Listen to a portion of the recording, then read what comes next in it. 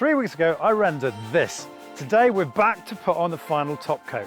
Let's talk about what went on. Well, actually, I tell a little lie. I didn't render it. I thought I'd see if I could, but actually I ended up getting the help of these guys.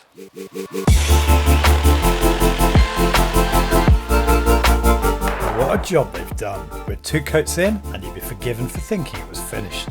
Right, at the end of the last video, I said we were going to spray a 2mm silicone top coat to accurately sort of match this texture of the 1970s cement-based Tyrolean. Problem was, my wife looked at this and went, "Ooh, I really like that. Can we have it like this, not like that?" So I spoke to Paul. I said to him, "Can we spray the silicone to achieve this finish?" And he goes, "No, I've got a better idea. Let's use a lime plaster top coat and we'll trowel it on instead, and when we can get a lovely flat finish." So that's what we're doing today. We're not spray siliconing, we're hand troweling a lime plaster top coat. Now, when I thought we were doing a silicone top coat, I put this EWI 333 top coat primer on it. It strengthens the lime that's on there and stops the alkaline in it getting into the silicone top coat. Not important now, but it won't have done any harm. I hate PPE. Yeah.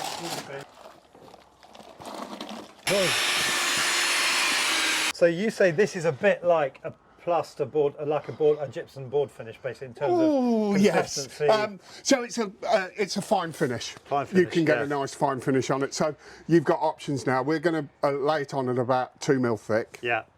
And then I'm going to sponge it with a fairly fine sponge. Yeah, because we've got 2 different grades of sponge. Yeah, and then if you want it super smooth, we can then trowel it and it becomes smooth. Yeah. And this product, you can actually polish it as well. Wow. Tint it and polish it.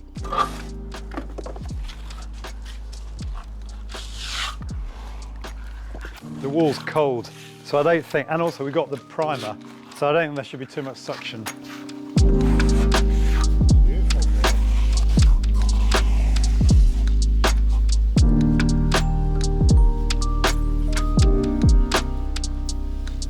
You can have the master's trowel. Master's trowel? Do you trust me with it? Yep. I should have thrown it in the skip years ago. You guys, when you go up, and then you transfer like that and go down? Yeah. Is that the idea? But quite a hard skill to do. How long would we normally leave? I mean, it's a bit of experiment to see how quickly it goes off, but how long would we normally leave this on before? Well, it's very similar to if we were doing silicone top coat. You work it as you're going along. Yeah, that was the big worry with the silicone top coat. I thought I could do that single-handed. And here's me having a go at applying it at the EWI Training Academy last month.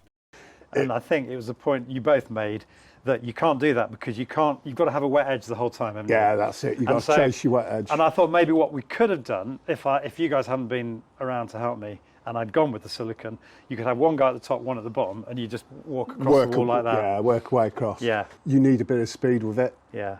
You've got a bit of experience in it. Yeah. Yeah. You would really struggle. And so with the experts here on site, I decided my skills would be best put to prepping the tools and mixing the plaster. But Paul, to his credit, was keen to let me have a go. I think you took off the bucket edge with that, Charlie. Yeah, I know I did, mate.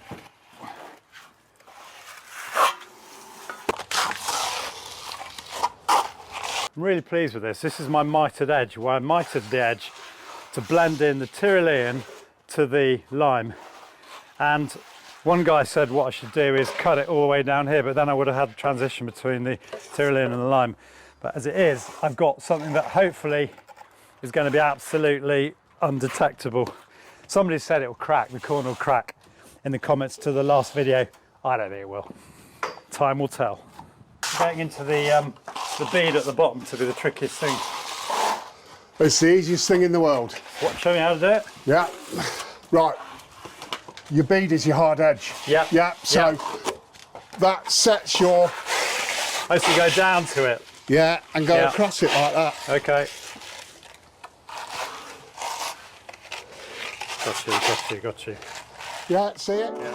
Oh, they make it look so easy, don't they? And when you're coming up, you're going over mine. Yeah. So it blends, we haven't got a seam then. Okay.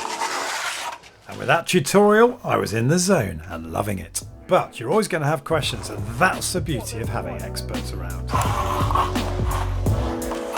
Can you keep cleaning it off on your hawk, or if you're a real pro, you don't have to because you're constantly doing this on the wall? Yeah, spreading it. Spreading it. Yeah, well, it may work for yourself. Whereas for me, work smarter, not harder. Yeah. I've had a rare compliment from Paul. What? Which, you know, you've got to take these things really well when you get them. But he's quite complimentary about my rendering around the reveals, because you might remember in the last video we hadn't done these. So yeah, I got those tooled in a couple of days after the what boys I left. actually said is, they look like a leg of lamb. No, you didn't. Oh, look what I've done. Tried to go the other way. That's horrific.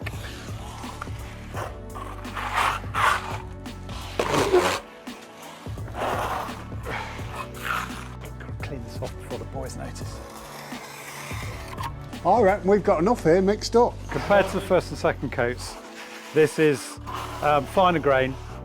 Obviously we're applying it in a 2mm thickness, not 5mm.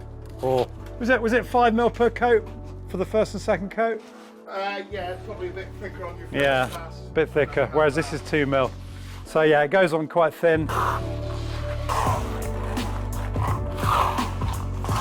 Even Charlie's done that. I've been criticised for making this. Look at that. Look at that there. But then Paul got out his power float. Does that make your job easier then, using that?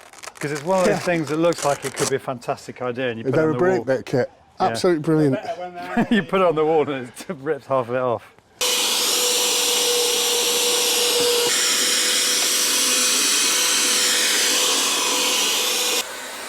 Okay. Pretty good.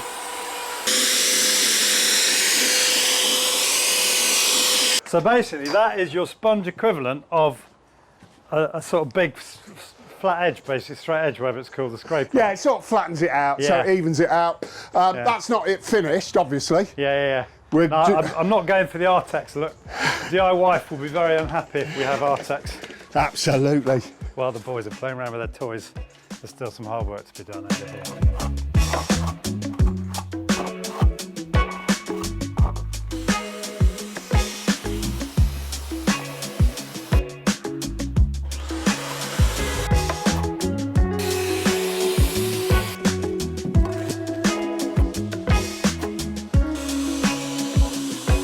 I was going to say we can have a go, but then that's going to be wetter, so we better wait.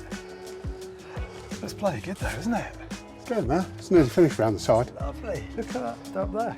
Gareth, you've done a lovely job up top. Look at that. Put it on before you start it, yeah? Yes.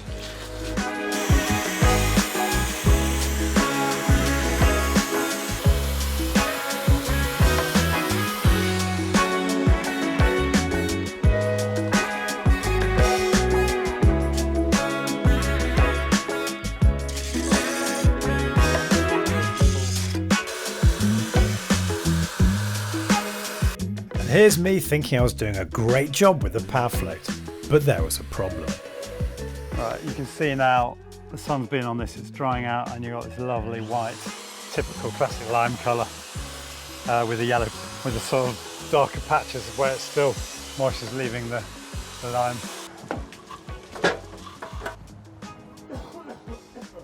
Basically, the boys aren't happy with we love the finish up here, if you can see up here.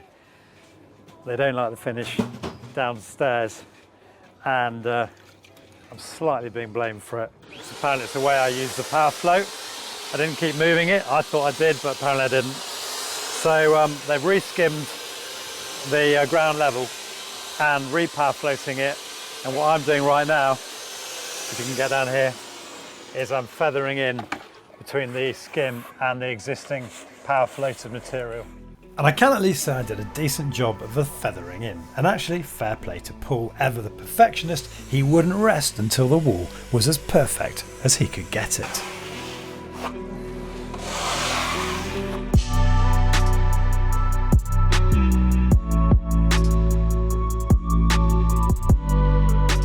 Because you're a perfectionist and you weren't happy. No. That's very much the way I roll as well, that is. That's much better. Oh, I'm happy with that now. Speed off. It's great, I'll do that. And who am I to complain? It's such a lovely feeling when you've got trades like this on site who care so deeply about what they're doing.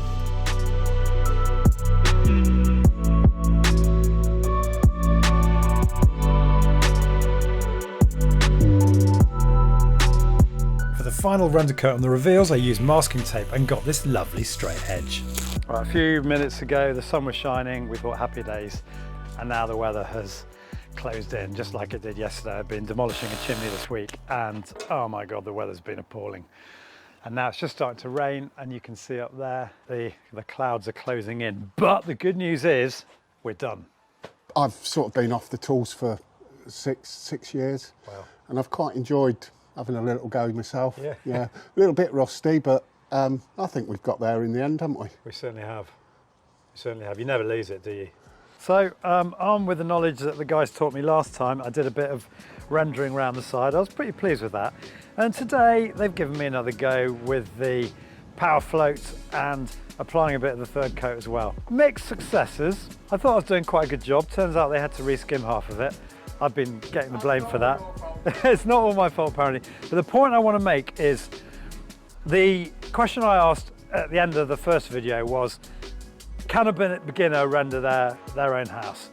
And the answer was not without a bit of training and the guidance of lovely people like Paul and Gareth. But I think the main point is, yes, you can render your own house. It just depends what finish you want to achieve. And just to bring you right up to date, since the boys left, I've primed the top coat and when the rain showers have allowed, put the first of 2 coats of the brilliant Emperor paint on. This stuff is super hydrophobic, breathable, self-cleaning, and it's what I used on the front of the house, so we'll have a nice colour match. That's it for today. It would mean so much to me to have you subscribe. You can do that by clicking on the link on screen now, and don't forget to click the bell notification icon so you get notified of all my future uploads. Thanks again for watching, and I'll see you soon.